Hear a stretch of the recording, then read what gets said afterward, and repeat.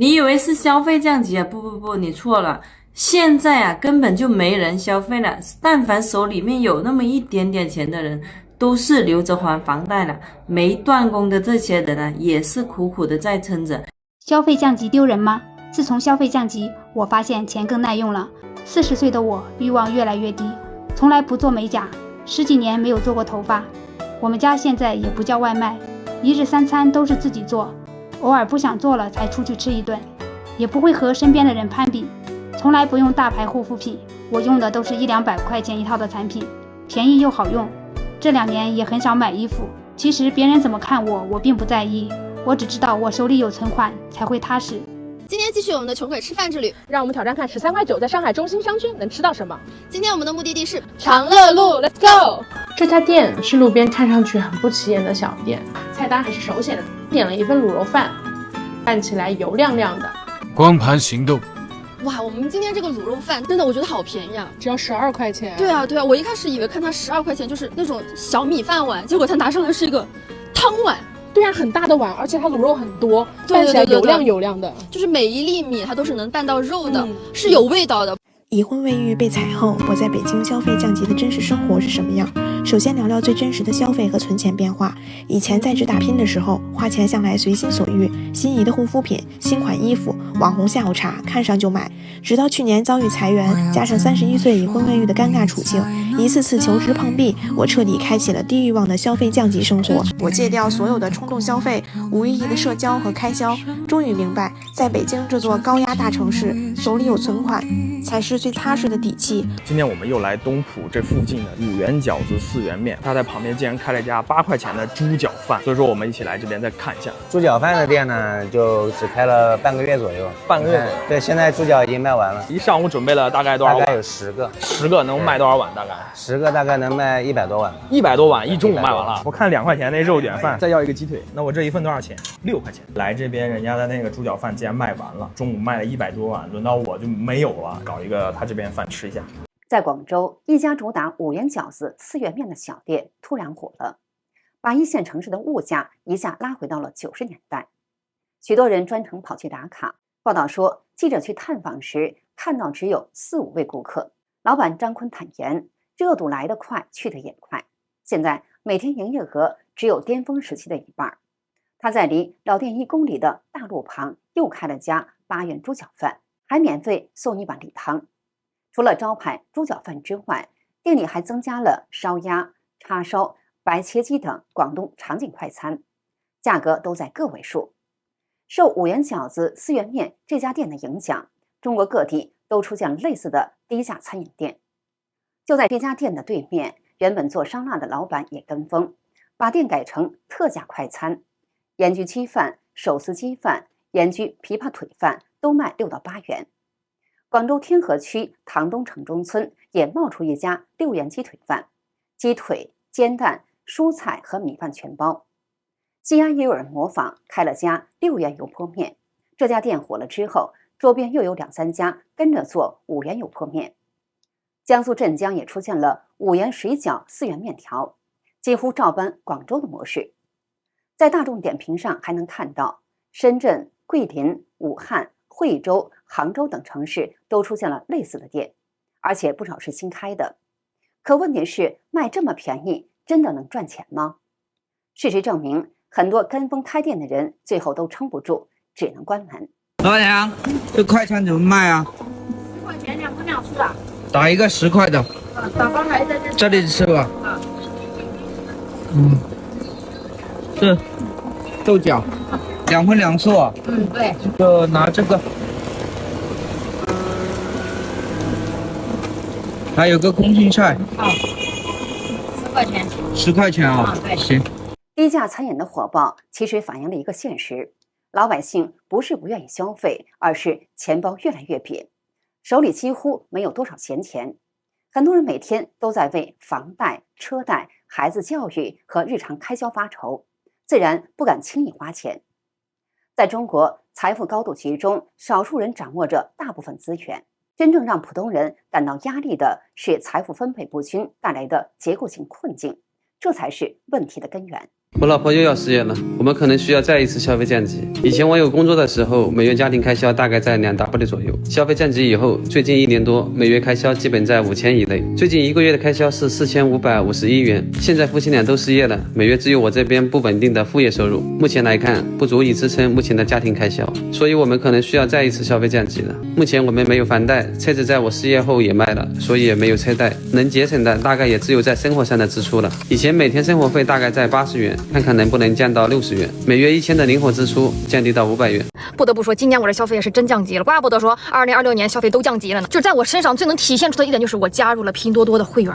當然，會員費貴我肯定是不加的，你9塊9出不起，那1分錢還出不起嗎？但是話說回來，他那東西是真便宜啊！我給我闺女買了個小車，淘寶150多啊，拼多多120多，用會员那個券再加上一個，就是你選擇2個啊，一起付款，再退一個，又能省10多塊，到手110多塊錢，它里外里又省好幾十。今天來和大家嘮嘮這2年我消費降級的事兒。說實話，省錢這件事兒，原來我覺得特別老土，但是真的去嘗試了才發現，生活質量不但沒有變差，反而活得更自在了。第一，少囤貨，東西很經用。以前吧，我特別愛囤貨，總覺得東西不經用，多買點心裡踏實。結果呢，家裡邊堆得跟小山似的，好多東西吧，買回來根本用不上幾次，純粹就是為了滿足我自己膨脹的購物慾。博主木木說，自從開始消費降級之後，他發現80塊錢就能買上一大袋蔬菜，足夠一家人吃上好幾天。以前每天周末放假，他都會帶着孩子去遊樂園，現在則更喜歡帶孩子去公園，支起一頂帳篷，再帶上一個大西瓜。孩子在沙坑裡玩得不亦樂乎，大人坐在一旁，一邊吃東西一邊聊天曬太陽。他說他家附近有好幾個公園，人不多，很安靜。這樣的親子時光，既能讓孩子玩得開心，也能讓大人放鬆身心，何樂而不為呢？好吃，不過這一碗米粉真的會越做越上癮。就是這家窄巷口香燙牛肉米線，7元一份的新鮮現切吊龍，下鍋燙一燙，變色了就能吃了。想吃幾份就能加幾份。點了一份招牌肉醬米線，這一把豌豆苗屬實愛了。再來一勺秘制肉醬，澆上一勺高湯，最後再加入靈魂香料木薑子，這一口下去真的不要太爽。姐妹們，你們有沒有一種越過越窮的感覺？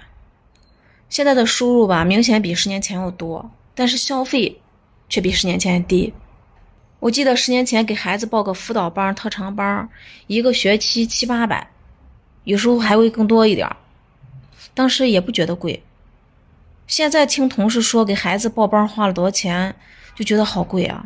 以前買護膚品吧，一次花1000多塊錢，單價比現在還高。現在都是一點一點的買，捨不得一次花那麼多了。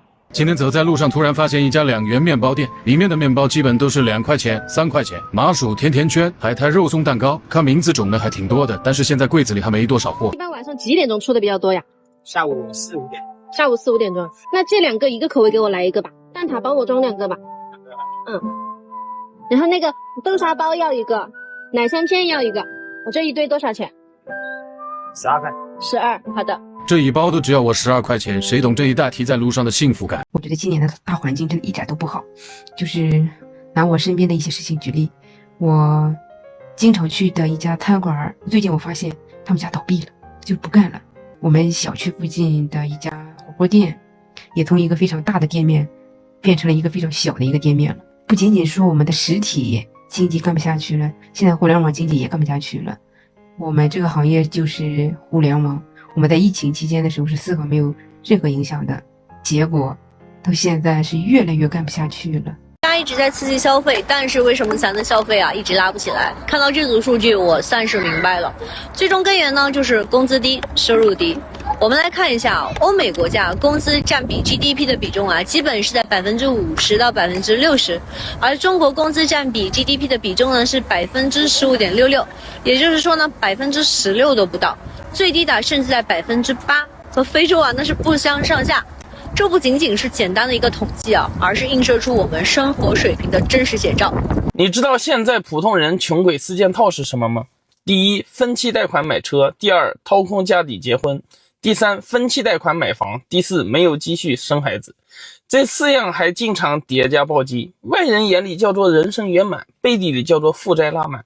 外邊統一稱呼幸福，看上去你什麼都有，其實你什麼都沒有。別人以為你上岸了，只有你自己知道你是被旱船上的。只要9.9塊就可以吃到这一碗新鮮现做的肉酱米粉。就在嘉善路的这家窄巷口生烫牛肉米线，新鲜现切的吊楼只要7塊錢，米線筋道爽滑，牛大骨熬成的湯底特別鮮美，而且可以免費續粉，搭配雲南特色木薑子更加清香。一口湯一口粉也太滿足啦，暖心又暖胃。體制內辭職，開2元麵包店，試營業中。早上好呀，又是早起賺錢的一天，開啟忙碌模式。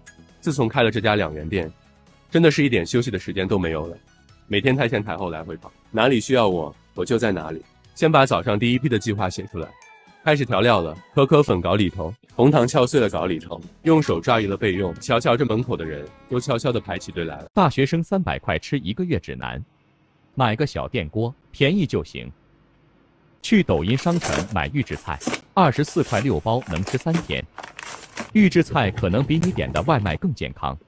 再來點臨期泡麵，22塊15包，量大管飽，牌子硬。還可以在買菜平台整點2毛的蔬菜，12塊30個的雞蛋，營養更豐富。月薪3000，挑戰不到5塊做美味窮鬼拌飯。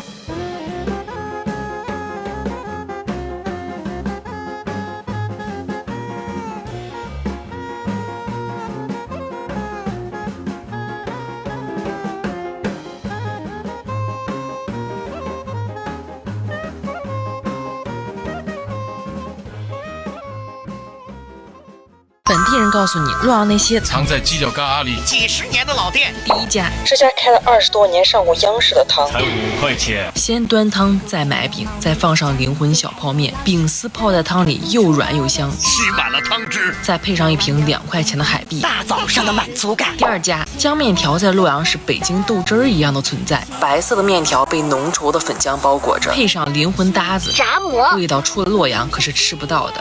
現在外面隨便吃頓飯，平均都要30多塊。